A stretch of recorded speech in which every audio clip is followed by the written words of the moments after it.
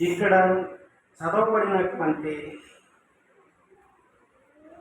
ఈ లేఖనం చూసినట్లయితే సువార్త చెప్పటం అనేది దేవుని చేత ఎంపిక చేయబడటం.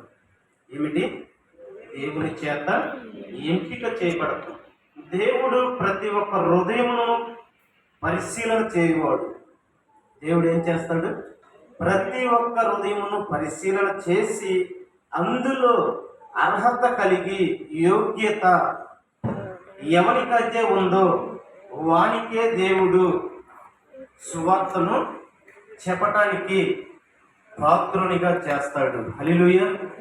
అందుకే మనం చెప్పే సువార్త అనేది ఎలా ఉండాలంటే మనుషులను సంతోషపెట్టు రకముగా కాకుండా మన హృదయములను పరిశీలిస్తున్నటువంటి ఆ సర్వాధికారినే మనం సంతోషపెట్టువారిగా ఉండాలని దేవుడు కోరుకుంటున్నాడు. హల్లెలూయా.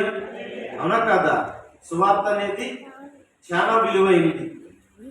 ఆ విలువైనటువంటి సువార్తను దేవుడు మనకు అప్పగిచ్చాడు అని అంటే ఆయన పనిని మనము సక్రమంగా చేసి మరలా మనం ఆయనకి అప్పచెప్పాల్సినటువంటి సమయం ఉంది కనుక ఆ సమయానికి మనము యోగ్యత కలిగి ఉన్నాం కాబట్టి ఆ యోగ్యత అనేది మనము పోగొట్టుకోకూడదు. హల్లెలూయా.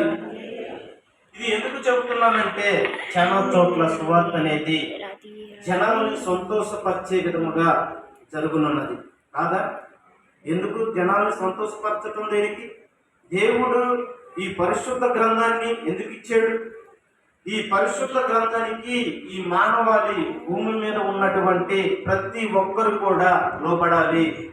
ఈ పరిశుద్ధ గ్రంథానికి లోబడాలి.